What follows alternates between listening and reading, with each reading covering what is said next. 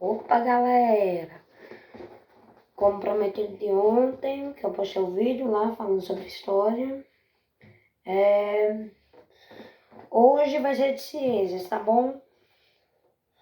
Bem, mas eu já queria pedir para você deixar o like, se inscrever no canal e ativar o sininho para você não perder nada. Nenhum vídeo, nada. Então, bem, agora vamos lá, sem enrolação, vamos começar o vídeo. Bem, galera, hoje nós vamos falar sobre algumas coisinhas aqui sobre ciências. Nós vamos falar sobre os alimentos. Também vamos falar sobre Foi a câmera aqui, desculpa. A nutrição do corpo humano, os transtornos alimentares, o sistema digestório,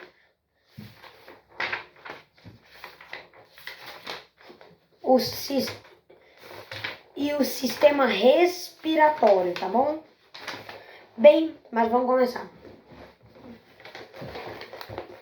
Bem, os alimentos, eles podem fornecer ao organismo diversos tipos de nutrientes, como proteínas, carboidratos, lipídios, sais minerais e vitaminas. Tá bom? Alguns desses nutrientes são encontrados em maior quantidade em certos tipos de alimentos, tá bom? Bem, vou começar falando o que cada nutriente fornece ao corpo humano. Aqui. Bem, os lipídios, eles armazenam e fornecem energia ao organismo, ou seja, ao corpo humano, além de participar da produção de algumas substâncias essenciais ao seu funcionamento.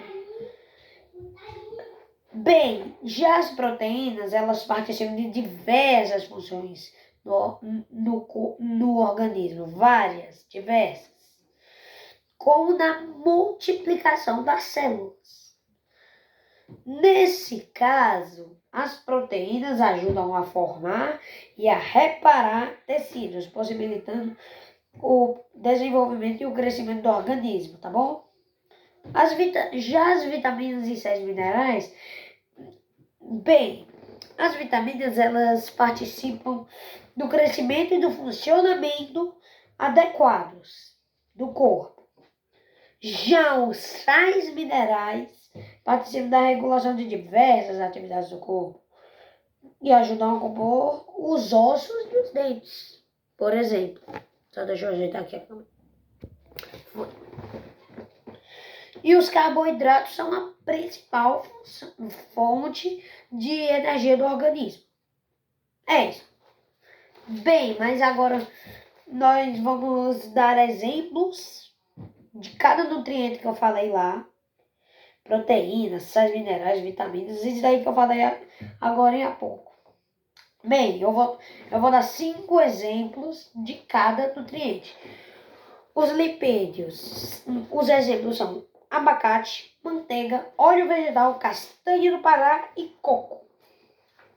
Tá bom? Já os carboidratos são macarrão, arroz, batata, pão e mel. São 5 exemplos de carboidratos. Já as proteínas é ovo cozido, carne de frango, carne de peixe, leite e lentilha. Tá bom? Já as vitaminas e sais minerais é tipo só fruta e verdura, assim.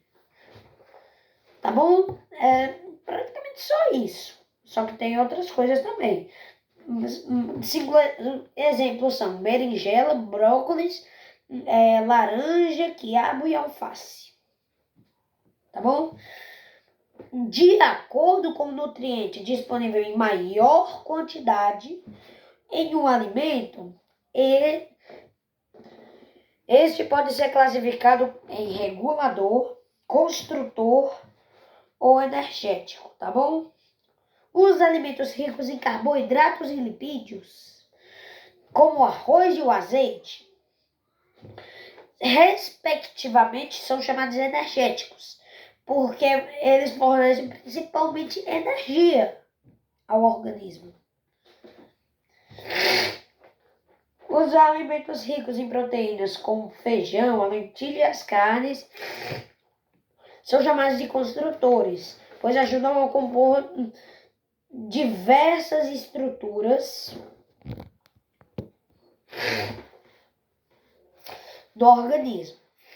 Alimentos como suco natural, brócolis, a cenoura, o tomate e a beterraba são ricos em vitaminas e sais minerais. São chamados de reguladores, porque eles participam da regulação de diversas atividades do organismo.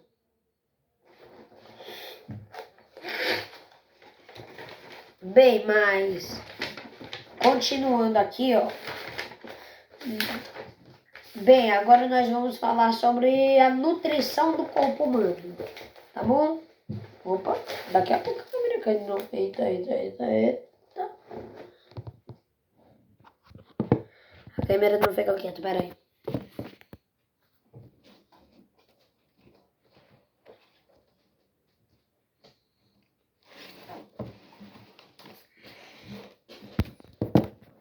Eu acho que agora vai. Eu acho que não cai mais não. Bem, a nutrição do corpo humano envolve diferentes processos, como a obtenção e a transformação dos alimentos, a absorção e a transformação dos nutrientes, bem como o uso deles pelo organismo. Tais processos compreendem a atuação conjunta de diferentes sistemas no corpo humano. Para que os nutrientes dos alimentos possam ser absorvidos, é preciso que passe pelo processo de digestão que ocorre no sistema digestório. Nesse processo, os alimentos são quebrados em partículas menores, chamadas de nutrientes. A energia dos nutrientes tem de ser disponibilizada ao organismo. Para isso, é necessário que sejam transformadas por meio de um processo que ocorre nas células, na presença do gás de oxigênio. Esse gás é obtido por meio do sistema respiratório, no processo conhecido como respiração. Além disso, é pela respiração que o organismo elimina o gás carbônico produzido durante a transformação dos nutrientes nas células. Eu vou ensinar ainda nesse vídeo o sistema respiratório, só que tem mais um sisteminha que eu não vou ensinar para vocês, porque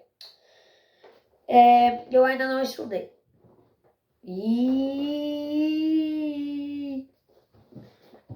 Bem, para que o organismo funcione adequadamente, é necessário que os nutrientes e os gases relacionados à respiração sejam transportados e distribuídos por todo o corpo. Esse papel é realizado pelo sistema cardiovascular, que talvez eu ensine depois. Tá bom? Outro vídeo eu ensino o sistema cardiovascular. Que também é responsável por remover das células o gás carbônico e os resíduos que precisam ser eliminados do organismo, tá bom? Bem, todos os processos citados anteriormente, que eu falei antes, todos os processos, peraí, mas eu não falei, né? Eu não falei. Bem, mas continuando.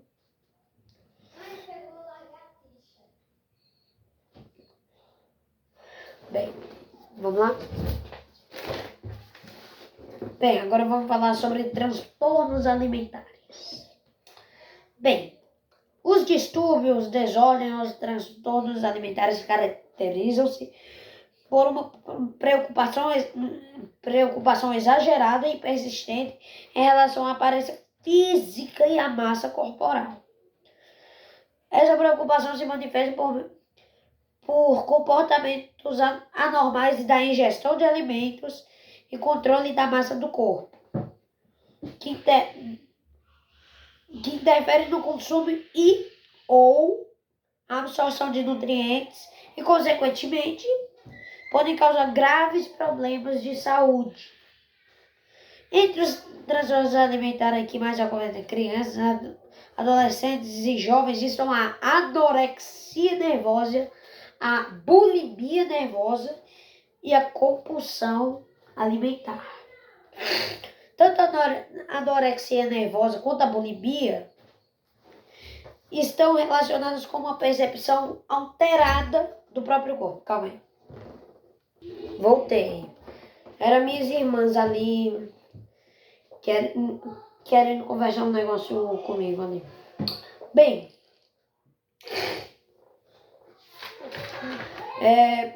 a anorexia nervosa caracteriza-se pelo desejo permanente pela magreza, mesmo que a pessoa esteja com massa corporal abaixo do esperado para a faixa etária e o gênero. Por exemplo, nos casos de anorexia, observam-se eventos de perda significativa de massa corporal. De novo, calma aí, já volto.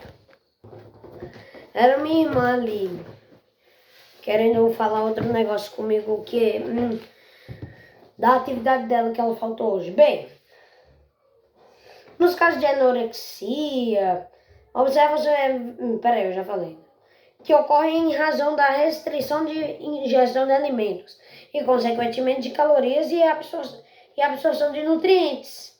Já a bulimia nervosa tem como características episódios de restrição alimentar associados a consumo excessivo e descontrolado de alimentos. Nesse último caso, segue-se o uso de métodos para compensar a alta ingestão calórica, seja por meio de prática de atividade física muito intensa e jejuns, seja pela eliminação forçada do alimento ingerido. Há também os chamados transtornos alimentares não especificados. Um exemplo é compulsão alimentar, ou seja, a ingestão excessiva e descontrolada de alimentos. Diferentemente da bulimia, como a gente falou agora, não são utilizados métodos para compensar o excesso de calorias ingerido. Geralmente é acompanhado pelo sentimento de culpa e descontrole sobre o que come e a quantidade de alimento ingerido. Tá bom? Bem, agora vamos falar sobre má nutrição. O consumo inadequado de nutrientes em escassez ou em excesso, como que resulta de transtornos alimentares, como a gente falou agora.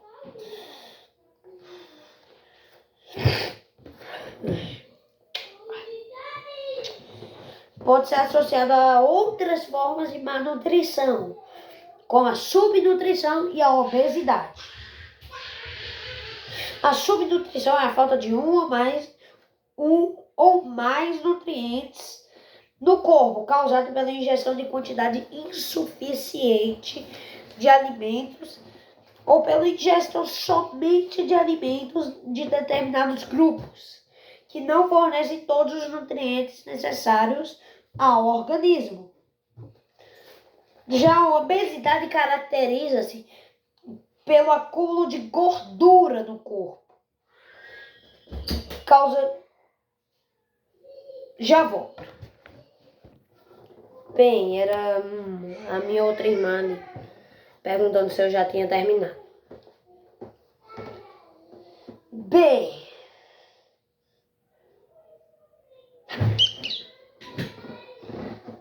causa de excesso de massa corporal pode ser provocada por diversos fatores, entre eles a alimentação excessiva e rica em nutrientes calóricos, como açúcares e gorduras,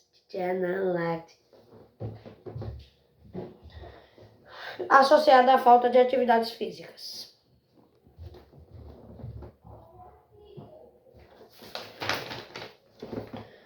Bem, agora falamos sobre o sistema digestório. Ok?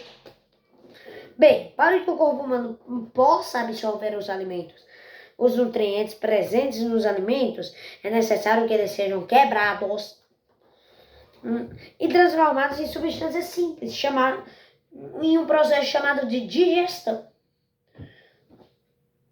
A digestão dos alimentos e a absorção dos nutrientes são realizadas pelo sistema digestório. Bem, a digestão ela se inicia na boca. Claro. Onde o alimento é triturado, cortado e rasgado pelos dentes. Durante a mastigação, com o auxílio da língua, o alimento mastigado é misturado à saliva, que auxilia na digestão.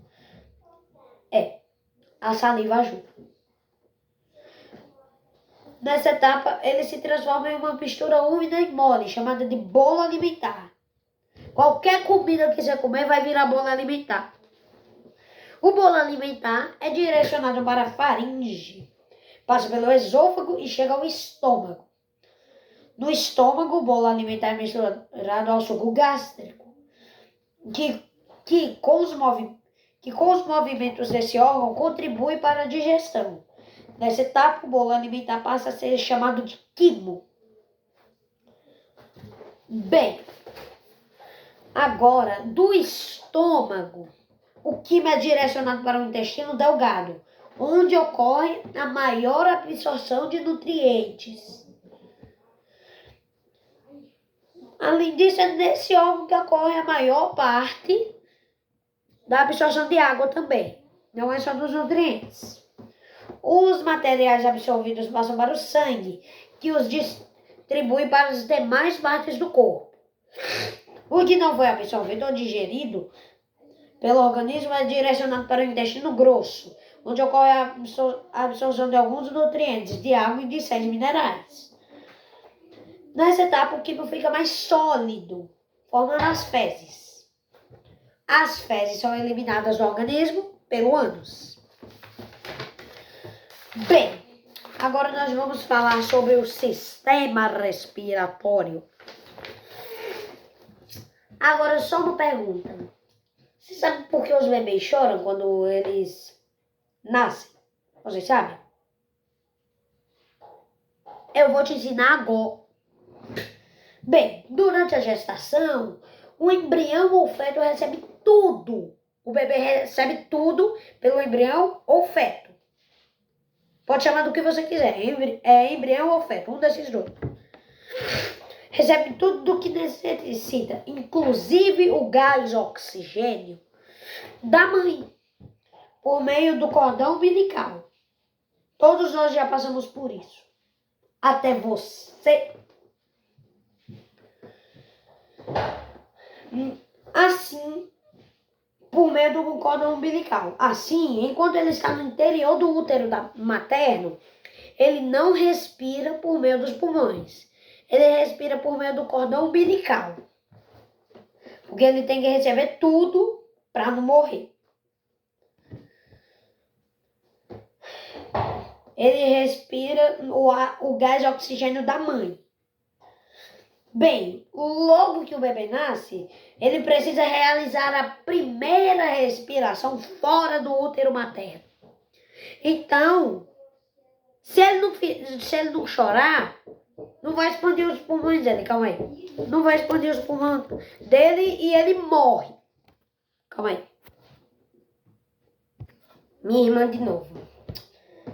Bem, para isso ele chora, porque ele precisa expandir os pulmões. E quando ele chora, possibilita a entrada de ar nos pulmões do bebê. Bem, a maioria dos seres vivos, como seres humanos, precisa respirar para sobreviver. Isso porque é por meio da respiração que obtemos o gás oxigênio. O gás oxigênio é utilizado pelas células para transformar certos nutrientes e liberar a energia contida neles. Essa energia, por sua vez, é utilizada para manter o organismo em funcionamento e possibilitar que ele cresça e se desenvolva. Durante as atividades celulares, também ocorre a produção de gás carbônico, que deve ser eliminado do organismo. Só vou fazer um negocinho rápido aqui, viu? Bem, gente, voltei. Bem,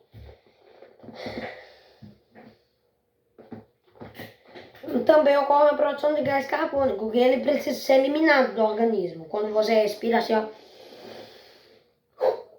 o gás carbônico vai embora. Mas como o gás de oxigênio presente no ar atmosférico chega até as células? E como o gás carbônico produzido nas células é liberado do organismo para o ambiente? A absorção do gás de oxigênio e a liberação do gás carbônico ocorrem por meio da respiração, que é realizado com o auxílio do sistema respiratório. Bem, o sistema respiratório é responsável pelas trocas gasosas do nosso corpo com o ambiente. Durante a expiração, o ar rico em gás de oxigênio entra pelas narinas, passa pela cavidade nasal, faringe, laringe e chega até a traqueia. A traqueia é um tubo que se ramifica em 2 canais, chamados de brônquios. Esses canais conduzem o ar até os pulmões. Nos pulmões, os brônquios ramificam em diversos canais, cada vez mais finos, chamados de bronquíolos. Os bronquíolos terminam em sacos alveolares, compostos de pequenas bolsas, os alvéolos, onde ocorrem as trocas gasosas. Nos alvéolos, o gás de oxigênio do ar é transferido ao sangue, presente no interior dos vasos sanguíneos e distribuído para as células do corpo por meio da circulação sanguínea. Ao mesmo tempo, o gás carbônico produzido pelas células do corpo é transferido do sangue para os alvéolos pulmonares. Durante a expiração, o ar rico em gás carbônico é liberado dos pulmões para o ambiente. É isso. Bem, a respiração de seres humanos inclui 2 processos que promovem o fluxo de ar nos pulmões: a inspiração e a expiração. Na inspiração, os pulmões são preenchidos por ar. Já na expiração, esses órgãos se esvaziam parcialmente. Durante esses processos, ocorrem alguns movimentos característicos, resultantes da ação de diferentes músculos e da movimentação de alguns ossos. Durante a inspiração, o músculo diafragma e os músculos intercostais se contraem e aumentam o volume dos pulmões, possibilitando a entrada do ar. Na expiração, o diafragma e os músculos intercostais relaxam e os pulmões reduzem de volume, empurrando o ar para fora deles. Antes de chegar aos pulmões, o ar inspirado é aquecido e umedecido na cavidade nasal. Além disso, no interior do nariz há pelos que filtram o ar, evitando que partículas de poeira, por exemplo, sigam até os pulmões. Na cavidade nasal ocorre a produção de muco, que também auxilia a reter grande parte das partículas presentes no ar. Assim, ao inspirarmos o ar pelo nariz, permitimos que ele seja filtrado, aquecido e umedecido antes de chegar aos pulmões, tá bom? Bem, tanto o alimento quanto o ar passam pela faringe. Assim, você percebeu que existe um órgão como o sistema digestório e o sistema respiratório? É a faringe. O alimento e o ar passam pela faringe. No entanto, eles não podem passar por esse órgão ao mesmo tempo. Ou seja, a gente não pode nem respirar e engolir ao mesmo tempo. Tem que ser um de cada vez. Isso é evitado por uma pequena estrutura localizada na abertura da laringe, a epiglote. A epiglote é uma estrutura que impede a entrada do alimento na laringe, direcionando da faringe para o esôfago. No entanto, ao ingerir alimentos sólidos ou líquidos, algo pode dar errado e o alimento pode ser encaminhado para a laringe. Quando isso ocorre, o ar não pode seguir seu caminho até os pulmões. E assim nos engasgamos. É assim que a gente se engasga. Você já deve ter se engasgado pelo menos uma vez na vida. Não é possível que você nunca tenha se engasgado. Uma das reações do organismo ao engasgo é a tosse, da tentativa de eliminar o alimento do caminho do ar. Em alguns casos mais graves, no entanto, a pessoa engasgada não consegue respirar. No entanto, devemos ter alguns cuidados para não nos engasgarmos. Por exemplo, cortando os alimentos em pedaços pequenos e mastigando-os bem antes de engolir, comendo sentado e evitando comer e falar simultaneamente. Tá bom? Bem, agora vamos falar sobre a saúde e o sistema respiratório. O ar atmosférico é composto por uma mistura de gases, vapor de água, poeira, seres vivos microscópicos, poluentes, entre outros componentes, tá bom? Uso de dispositivos, como citados uso de dispositivos injeta diversos materiais tóxicos nos pulmões. A poluição atmosférica é outro fator extremamente prejudicial ao sistema respiratório, pois também insere diversos materiais tóxicos nos pulmões, causando inúmeros danos à saúde. Tá bom? De acordo com a Organização Mundial de Saúde, OMS, 99% da população mundial respira ar com níveis altos de poluentes. 99% da população mundial, nem é da brasileira. É de todo o mundo. O mundo todo. Desses, os mais prejudiciais à saúde humana são o material particulado e os gases, como monóxido de carbono, dióxido de carbono, dióxido de nitrogênio e dióxido de enxofre.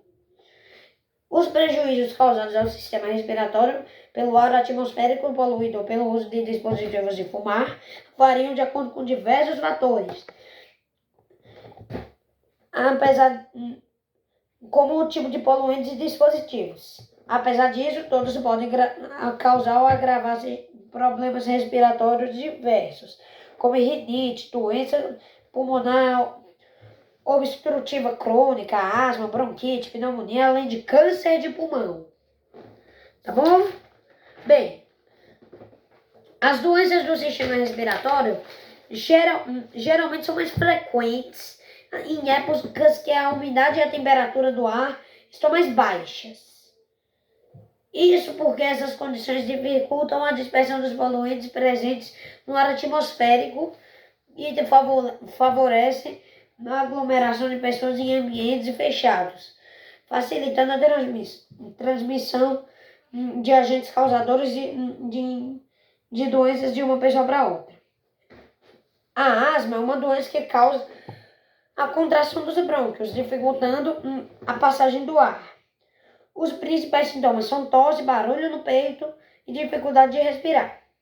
De acordo com a orientação médica, as pessoas asmáticas podem precisar usar um aparelho chamado de nebulímetro.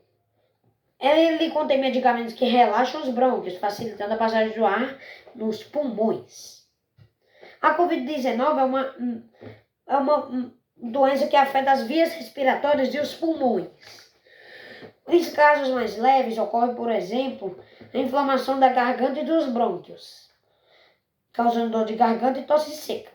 Já em casos mais graves, pode ocorrer uma inflamação nos alvéolos, levando a um excesso de líquido nessas estruturas, o que prejudica as trocas gasosas.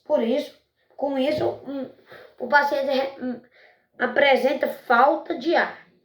Para evitarmos as doenças respiratórias, temos de manter os ambientes limpos e arejados e higienizar as mãos. Além disso, devemos evitar o compartilhamento de objetos de uso pessoal. Tá bom? Então, galera, esse foi o vídeo. Espero que vocês tenham gostado. Deixa o like, se inscreve no canal e ativa o sininho para não perder amanhã eu ensinando alguns assuntos de matemática, tá bom? Valeu, falou e até amanhã.